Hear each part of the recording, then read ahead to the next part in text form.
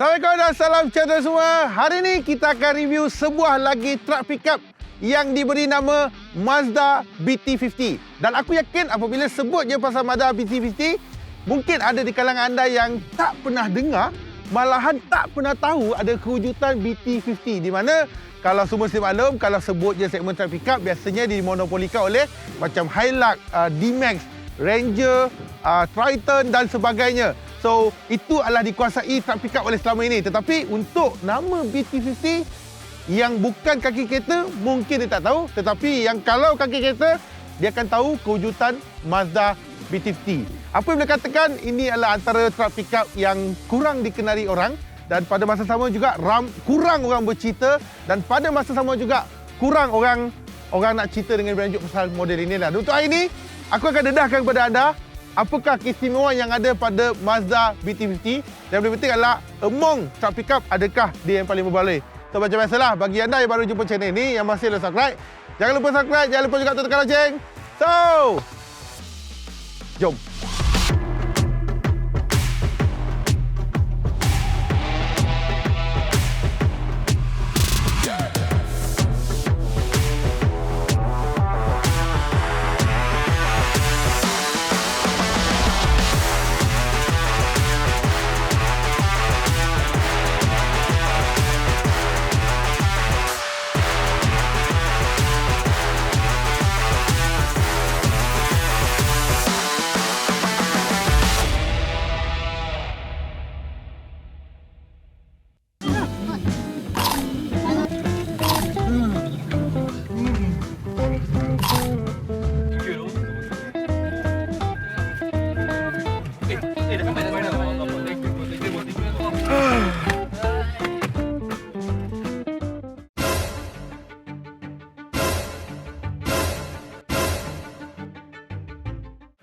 Weh, siapa nak kemas ni, weh? Ya Allah, ya Tuhanku, bersepak. Aduh, akulah kena kemas ni.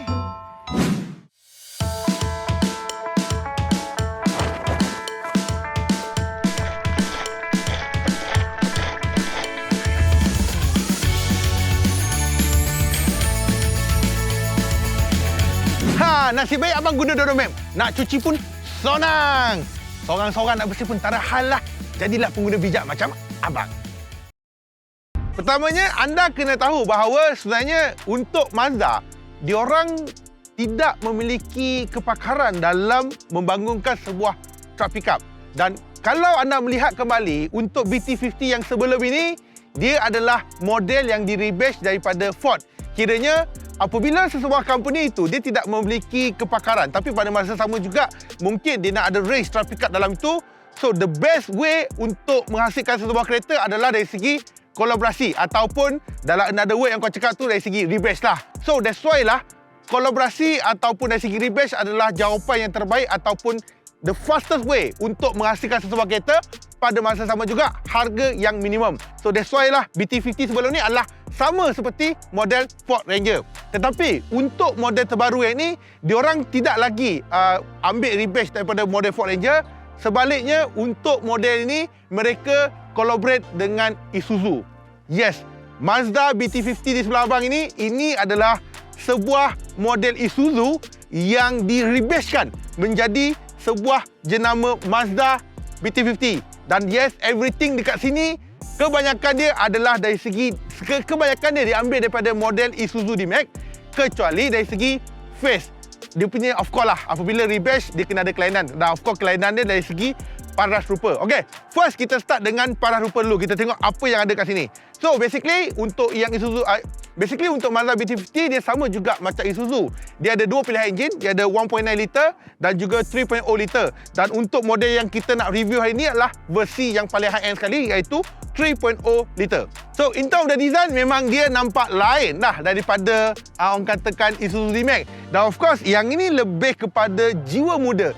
Kenalah dengan karakter Mazda yang selama ini dihasilkan kereta yang memang jiwa muda. Dan kalau anda lihat kat sini, untuk berbanding dengan Isuzu D-Max, kalau anda banding dengan Isuzu D-Max, dia punya grey dia berlainan sikit. Dan of course, dia ada, orang katakan dia ada tulisan Isuzu dekat bahagian sini kalau tak silap saya. Tetapi sebaliknya untuk Mazda BT50 ni dia lain sikit. Dia punya approach lain sikit, di mana dia datang dengan satu grill yang besar, orang katakan di-update dengan satu logo Mazda dekat bahagian sini. For me, truck pickup ni memang nampak truck pickup berjiwa muda. Dan of course, untuk lampu, memang signature dari segi Mazda bulat. Baik daripada depan, baik daripada belakang. So, sama juga yang ni, signature yang ini berwarna bulat juga. Dan of course, untuk nampak lagi tegap, yang ini bawah, of course dia ada datangkan dengan lampu fog lamp pada bahagian bawah lah. Dan in term of the size, sebenarnya, size yang ini Mazda BT50 dia adalah lebih panjang sedikit berbanding daripada Isuzu D-Max. Mungkin panjang itu adalah dari segi dia punya body kit itu. So body kit dia yang lebih panjang, yang lagi besar lah. So that's why menampakkan dia adalah lebih panjang berbanding daripada Isuzu D-Max. So yang lain-lainnya adalah hampir sama seperti Isuzu D-Max. Dan sebagai perbandingan untuk size, kalau kau nak buat perbandingan dengan BT50 dengan Hilux, sebenarnya Hilux adalah lebih besar berbanding daripada BT50. Kiranya yang ni kecil sedikit lah kalau kau nak letakkan sebagai position. Dan of course untuk side profile, kau nampak rim 2 tona 18 inci dengan tayar dalam. Dan of course sekarang ni truck pickup dia bukan lagi macam truck pickup yang dulu tau, yang kotak-kotak, yang old school. Sebaliknya truck pickup dah macam kereta biasa dah. Even kau bawa pun macam kereta biasa. Malahan ada function dia lagi mewah daripada kereta sedan yang biasa. Yang itu aku akan tunjukkan nanti. Dan of course untuk bahagian tepi, kalau nampak side mirror dia macam like a two-tone colour lah, dari segi chrome dan juga black colour. Dari side step is a signature untuk mana-mana model truck pickup. Dan of course untuk semua pintu mesh dengan side mirror. Dia punya pembahagian pintu of course datang dengan kemasan chrome tersendiri. Dan dia sebaliknya dengan Isuzu D-Max. Isuzu D-Max banyak identiti D-Max yang lekat. Contohnya dari segi stiker belakang, dia letakkan nama D-Max ataupun model dia. Tetapi untuk Mazda is very low profile. Dia cuma datang dengan bahagian depan dan juga belakang. Depan logo, belakang logo dengan belakang badge. Yang tepi-tepi dia biar dia jadi clean. Mungkin inilah truck pickup orang muda.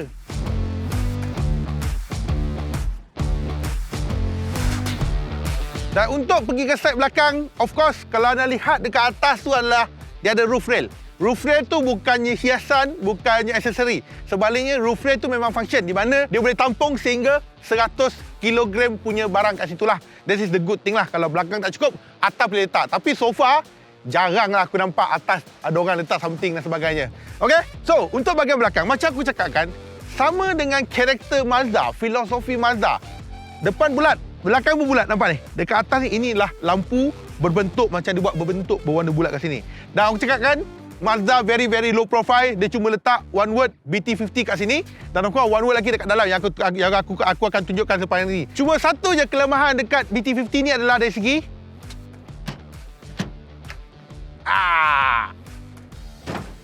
nampak? Dia tak ada tailgate assist. So, yang ini kalau tak ada tailgate assist, dia akan jadi berat lah, nampak? Dia akan jadi sangat-sangat berat. Kalau lepas pun sangat-sangat berat.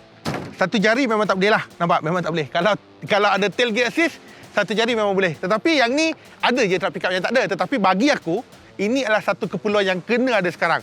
Walaupun setengah company dia tawarkan dia sebagai option, tapi bagi saya tak payah option lah. Bagilah free benda tu, tak ada masalah lah. Dan satu lagi macam aku cakap kan, selain daripada logo BT50 kat situ, lencana kat situ, one more thing adalah tu, dekat dalam BT50. Dia memang low weight, memang low profile. Kalau aku tutup, memang kau tak nampak. Buka, baru nampak BT50. So, aku cakap mungkin dia tak nak kecoh-kecoh, aku ada kat sini dan lebih kepada jiwa muda lah. Dan of course, salah satu lagi untuk kemudahan lah. Yang ini pun satu keperluan juga. At least ada side step untuk naik ke atas, untuk lebih mudah. Okay? So next kita nak masuk dalam. Dalam sebenarnya lagi maju daripada kereta korang. Mungkin kereta biasa korang. So, let's go.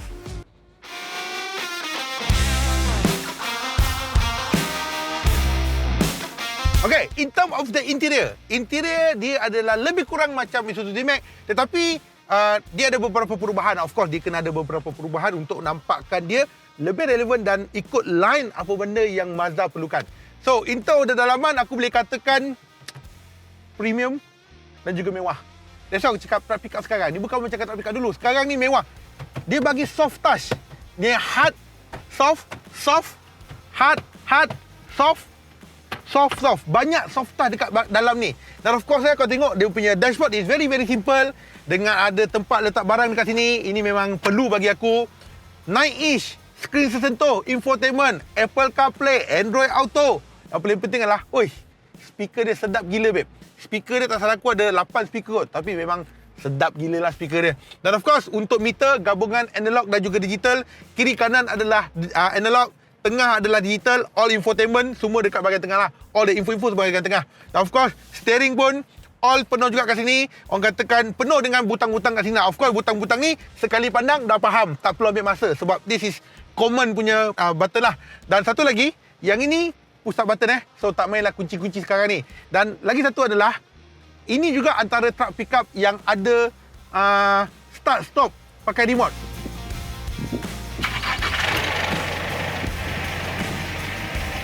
Gila babe. Truck pickup pun ada juga. Walaupun dia bukan first adalah Isuzu D-Max. Yang ini dia ikut juga. Tapi kiranya function ni memang support lah. Support dengan kau. Of course, aircon, all the butang-butang. Dia tak ada touchscreen. Semua butang-butang kat sini. So, yang in term of the two wheel dan sebagainya, nanti aku ceritakan masa dalam internal, masa drive. Tetapi, everything kat sini, soft. Yang ni adalah kena all the leather. Cuma leather ni lain sikit lah. Leather ni, kalau nak compare dengan D-Max, lain sikit. Yang ni colour dia lebih gelap sedikit. Tetapi bagi aku, kena combination dengan kereta, bumbung pun warna gelap juga. Bagus. Sebab, kereta off-road ni, tak boleh cerah, babe. Sebab, kita selalu masuk off-road. Kalau kita jalan berbecak-becak, duduk dan sebagainya, kalau ini cerah, habis lah. Akan ada tompok-tompok. Tetapi, yang ini, combination yang warna hitam dengan warna hitam, yang warna gelap ni, bagi aku, memang perfect benda tu. Okay, of course, ada armrest yang sangat-sangat besar juga. Steel, handbrake pakai tangan juga, macam biasa. Dan one more thing, untuk bahagian belakang pun ada aircon belakang. Truck pickup dia tahu, truck pickup sangat maju. Belakang pun ada aircon belakang. Tetapi, untuk duduk lah. Kalau duduk kat bahagian belakang tu, dia agak, position dia agak menegak sedikit lah. So untuk perjalanan yang jauh a bit penat sikit lah. Tetapi untuk perjalanan dekat tak ada masalah. Tapi agak menegak lah bahagian belakang basically. So basically untuk dalam ni memang sangat-sangat premium, sangat-sangat mewah. Termasuklah dengan dia punya ada sistem dia complete set weh. Everything semua ada. Dengan blind spot monitor ada, dengan ACC ada, dengan orang katakan front collision warning, everything semua ada. Sampai satu tahap aku jadi annoying tau. Annoying macam lane KPSC tukar lane kan. Wah, aku sangat-sangat annoying. Yang itu memang aku tutup lah. Mana-mana kereta sangat annoying, aku akan tutup yang tu. Tetapi untuk yang ni, dia lebih, satu masalah kereta ni lah, dia terlalu sensitif. Sensitif maksudnya apa tau? Safety dia terlalu sensitif. Kalau terlalu dekat dengan kita depan, dia akan bagi warning. Dia bukannya warning apa, dia memang sini ada depan ni satu lampu, warna merah, dia akan bling bling bling bling bling bling bling. So setiap kali kau akan jadi stres lah, Itu je. Yang ini pun aku ada cerita masa aku review dekat Isuzu D-Max sebelum ni. So benda sama juga, benda kat sini juga. It's a good safety, tetapi bagi aku dia terlalu sensitif. So terlalu sensitif, payahlah kau faham lah. Kalau nak jaga perasaan orang yang terlalu sensitif, macam mana perasaan kita?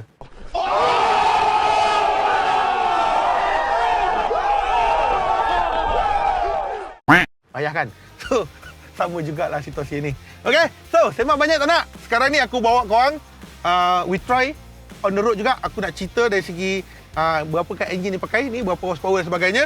Dan yang paling penting adalah dari segi okey ke tak bawa okey kereta ni, comfort ke tak sama comfort bawa Mazda BT50 ni.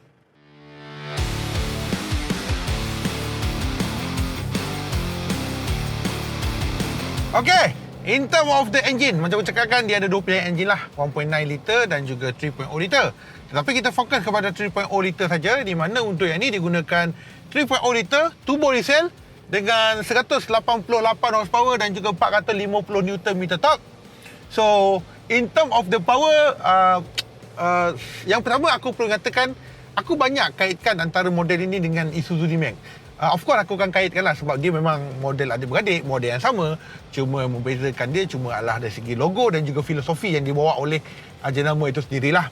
So, macam aku cakapkan, in term of the Isuzu D-Max, dia kekuatan dia bukanlah pada kuasa, bukan kata pada power dan sebagainya. Tetapi kekuatan sebenarnya adalah pada full consumption.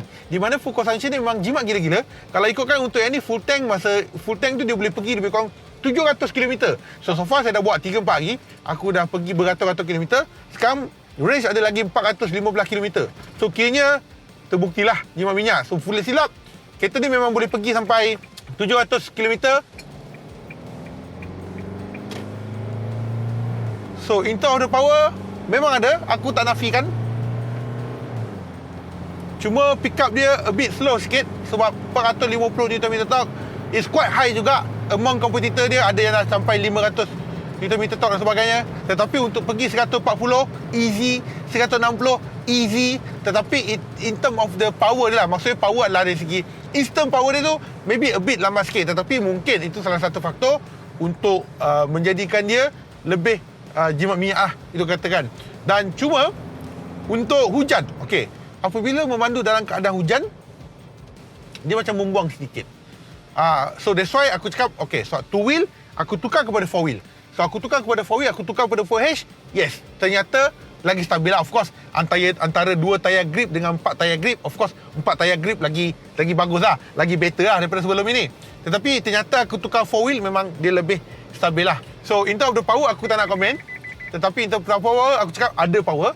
3.0 liter, even aku bawa 1.9 liter sebelum ni pun ada power juga. So tak ada isu. But power memang tak ada isu. Tak kira 1.9 atau 3.0. Cuma membezakan dia Rotek lah.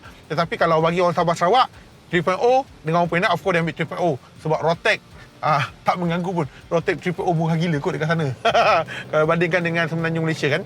So of course kelebihan sebenar dia adalah dari segi fuel consumption. Okay, so aku tidak ada banyak aku nak ulaskan. Tetapi apa yang secara kesimpulannya, power ada, minyak jimat, dan of course dari segi handling dia okey, tidaklah se-best sangat-sangat, masih kategori okey. Dan next kita nak masuk off-road sikit. Masuk off-road sikit, kita cuba ke dalam off-road macam mana, boleh ke tak boleh. Dan aku yakin kalau masuk off-road aku perlu bertukar daripada 2H kepada 4H. Follow tidak perlu, sebab follow kalau betul-betul kau masuk dalam seluk ke, memang masuk dalam batu yang memang banyak gila-gila ke, so kau kena pergi kepada follow lah. Tapi untuk keadaan yang kita off-road ni, aku rasa 4H sudah memadai. Sebab aku rasa 2H akan membuatkan dia akan jadi spin. So aku ambil decision untuk pergi kepada 4H. Sebab tadi aku dah masuk ke off-road, so setengah jalan tu memang perlu masuk 4H. 2H memang tak boleh, dia akan jadi dia jadi spin lah. Tak jadi spin. Okay, so let's go. We go for the off-road challenge sikit. Okay, so sekarang ni 2H kita bertukar kepada 4H. So laluannya begini, aku rasa aku perlukan 4H. Walaupun jalan dia berbatu and then pada masa sama juga berlumpur. So aku rasa better aku guna 4H. Aku tak nak ambil risiko.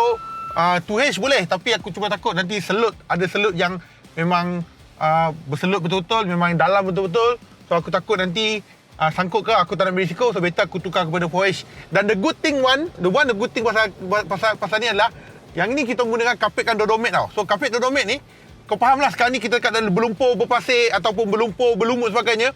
Once masuk dalam kereta ni, berlumpur, lumut, tak ada salah bang. Boleh bilas macam tu, bilas air, bersih macam tu je. Itu the good thing dia. So sekarang kita try a bit light off-road. So kita cuba buat pusingan sikit dengan keadaan yang berselut. Okay, kita nampak ESC memang dah come in. The good thing ESC ni dia tolong you correct kan. Oh, nampak tu. Dan one more, untuk off-road ni bukan kelajuan tau, tapi off-road ni tentang safety, menjaga alam sekitar dan sebagainya. So aku tak adalah buat heavy gila-gila punya off-road. So earlier aku masuk dalam ni. Okay, kita lalu air, kita lalu berbecak. So far tak ada masalah. Lalu berbecak setakat ni tak ada isu lah. Aku pernah je bawa truck pickup yang lagi teruk in term of the handling, buang dan sebagainya. Tapi ini much better lah. Macam aku cakap lah, kita bukan cerita pasal kelajuan, tapi kita cerita dari segi stability kan, untuk driving dan sebagainya. Kau nampak ni, in term of the corner tak ada isu. Off-road aku rasa memang langsung tak ada masalah lah untuk kita ni. So kesimpulannya, untuk light off-road, this is the fun car. Serius, fun gila babe. Aku sangat-sangat enjoy beraksi dalam light off-road ni. Memang fun. Dan juga setakat light off-road tak ada isu lah, tak ada masalah lah. Kalau heavy ni aku tak sure. So of course kalau heavy, aku rasa benda pertama kau kena buat adalah kau kena tukar tayar. So tayar ni tak sesuai untuk heavy, tetapi tayar ni untuk light off-road memang enjoy. Okay, so kita pergi buat closing sikit. Kita dari segi harga, in term of the pemilihan, how? Adakah Mazda BT50 ni berbaloi untuk memiliki? Gila fun kereta ni.